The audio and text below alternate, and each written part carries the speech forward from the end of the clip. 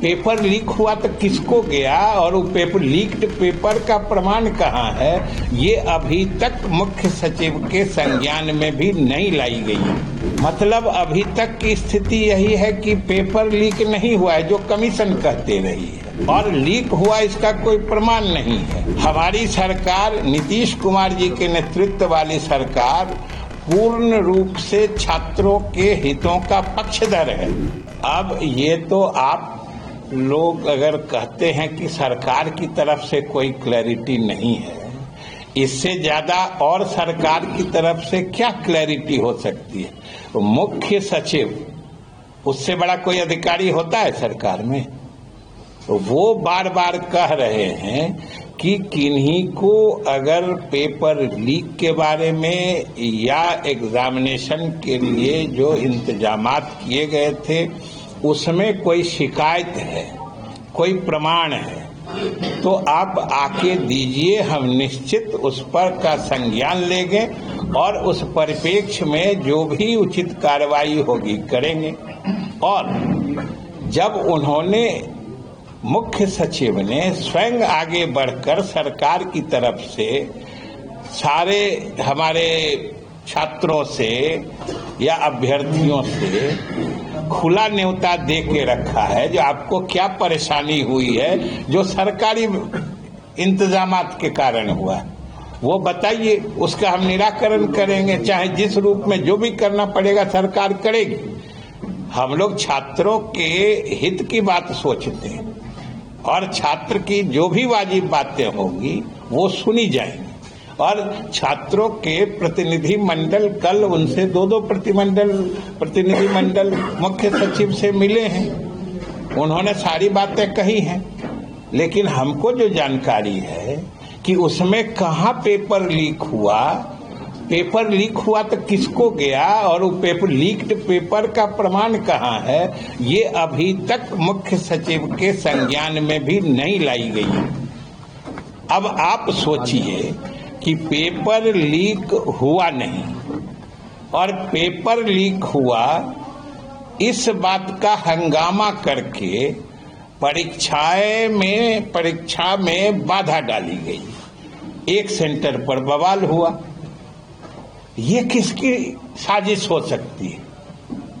हम तो आपके माध्यम से छात्रों से ही समझना चाहते हैं कि अभी तक एक भी प्रमाण किसी केंद्र से पेपर लीक होने का मुख्य सचिव या सरकार की तरफ से बार बार कहने के बावजूद एक भी प्रमाण नहीं दिया गया है। मतलब अभी तक की स्थिति यही है कि पेपर लीक नहीं हुआ है, जो कमीशन कहते रही है, और लीक हुआ इसका कोई प्रमाण नहीं है। तो जिन्होंने हंगामा मचाया, आखिर उनसे भी तो जरा पूछिए कि जब कोई प्रमाण नहीं है तो हंगामा खड़ा करके छात्रों के भविष्य के साथ खिलवाड़ करने की साजिश क्यों की जा रही है? समझने की बात तो ये है। आप लोगों को तो सवाल ये पूछना चाहिए। तो इसलिए सबसे नहीं, आपको तो आप लोग नहीं, हम लोग इसलिए कि आपका काम सिर्फ समाचार दिखाना थोड़े है। आप इस समाज में नहीं रहते हैं। समाज के छात्र को अगर कोई बहकाना चाहता है तो आप सच्चाई छात्रों को नहीं बताइएगा।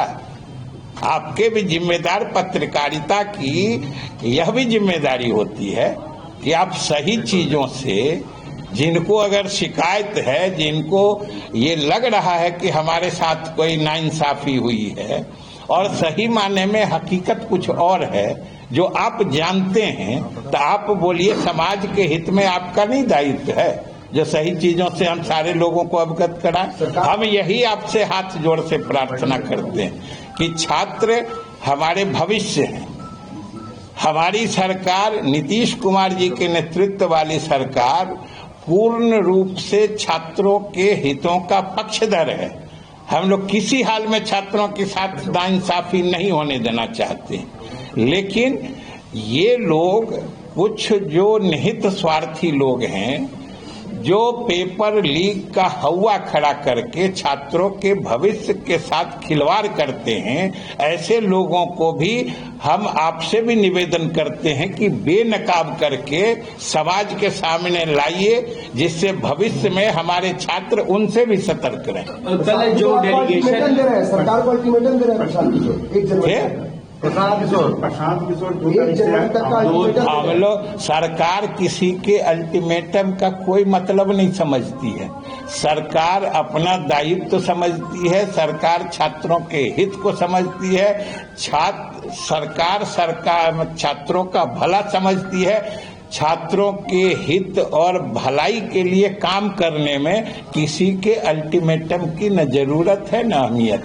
कल जो अभ्यर्थी लोग गए थे, जो डेलीगेशन गया था, कुछ अभ्यर्थियों ने कहा है कि कई डॉक्यूमेंट जो है मुख्य सचिव के पास हमने पेश किया है। आपको कॉपी ले लीजिए, आप समझ लीजिए, अगर आपको लगता है वैलिड तो आप हमको भी दीजिएगा, हम भी बात करेंगे। लेकिन हमको जो पता है कि पेपर लीक होने से संबंधित कोई डॉक्यूमेंट मुख्य सचिव को नहीं दिया गया है। 2 डेलीगेशन मिला।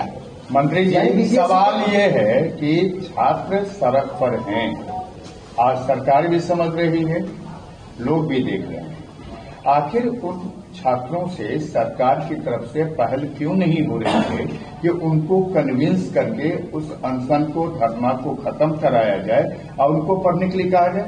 अगर मान लीजिए छात्रों ने कहा कि लीक हुआ है, लीक का कोई सबूत नहीं है, तो इस सरकार की भी जिम्मेवारी बनती है कि उन छात्रों के प्रतिनिधिमंडल को मंत्री स्तर पर बुलाइए, सीएम स्तर पर बुलाया जाए, ताकि उनको कन्विंस किया जा सके। क्यों अब राजनीतिक रोटी दूसरे को सेकने का मौका आप दे रहे हैं? हम लोग किसी को मौका नहीं देते हैं, और सरकार में मुख्य सचिव से बड़ा कोई अधिकारी नहीं होता है।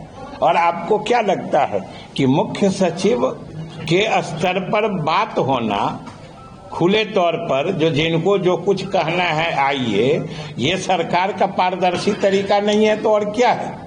सीधी बात है।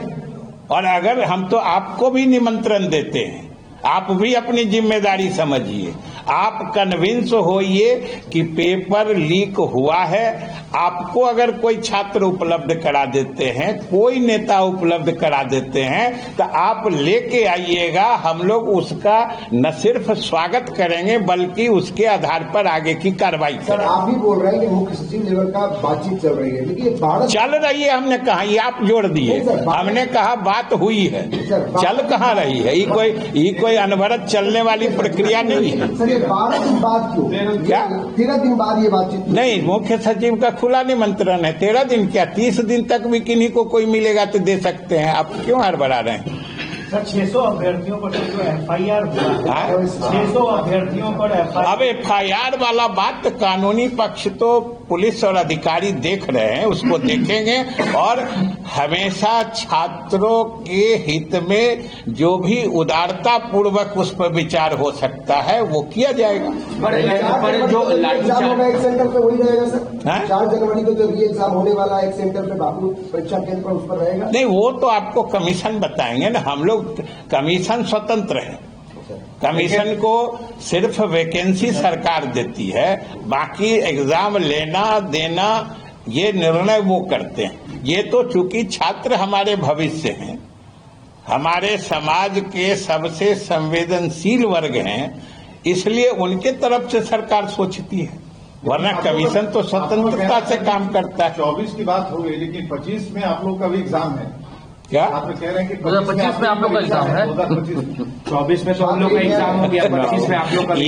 ये आपको नहीं पता है कि छात्रों को हम लोगों को स्मारित करने से पहले हम लोग पिछले 4.5 साल से जान रहे हैं कि 25 में हमारा इम्तिहान है, और हम लोग उसकी पूरी तैयारी कर लिए हैं, और उसमें न हम लोग पेपर लीक होने देंगे। सारे हमारी तैयारी उस चुनाव में प्रदर्शित करेंगे और उसमें रिकॉर्ड मतों से विजय होंगे। लेकिन मंत्री जी, एक सवाल है कि छात्र ये नहीं कह रहे हैं कि पेपर लीक हो, छात्र ये कह रहे हैं। हम आपसे ये समझना चाहते हैं तो बापू सभागार में हंगामा किस लिए? बापू परीक्षा के हम इस फिर आप आगे क्यों बढ़ रहे हैं? वहीं पे अटकिए, थोड़ा जो बात उठाते हैं उसको स्पष्ट करिए। नहीं, हम ये कह रहे हैं कि पेपर लीक नहीं हुआ है। अगर छात्र संतुष्ट हैं तो बापू परीक्षा केंद्र पर हंगामा किसने किया? चुप क्यों हो गए? उसी जोर से बोलिए। मैं वही कह रहा हूँ कि और जो सुनिए मेरी बात, आपकी कमजोरी नहीं, ये आपकी कमजोरी है, सच्चाई आप नहीं दिखाते।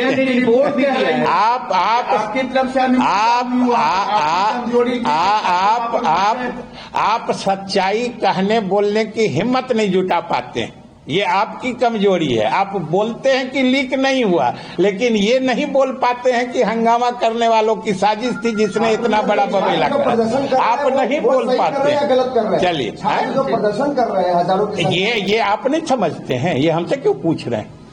हम तो सिर्फ सवाल है, ये हम लोग तो सिर्फ सरकार की तरफ से सच्चाई बताते हैं। अब आप यहाँ क्यों खड़े हैं, आप क्यों कहाँ जाते हैं, हम सबको सवाल पूछते हैं। चलिए, अब कोई सवाल दूसरा नहीं है लगता है। नहीं, हम समझ गए, हम समझ गए।